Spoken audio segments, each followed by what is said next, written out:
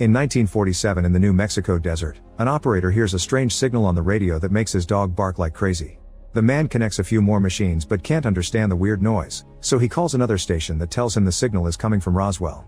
Taking the dog and the radio with him, the operator goes for a ride until he sees some smoke and a light in the distance. His truck suddenly loses power and the dog jumps out barking. The operator follows it and finds the area on fire with something strange in the middle. At that moment he hears a noise and panics as he looks up at a very bright light. In Antarctica in 2003, a group of scientists sees on the scanner a strange object buried 5 meters under the ice. Not knowing what to do with it, they decide to send it to a NASA research station.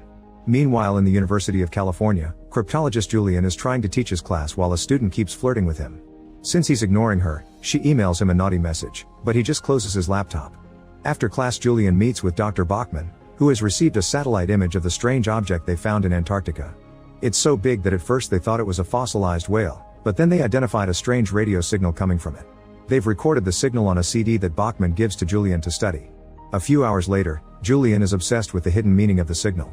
It has discriminated text and pulse groups, meaning it's not random at all.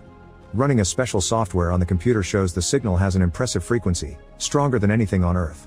Julian takes these results to Bachman and convinces him to get him a place in the investigation.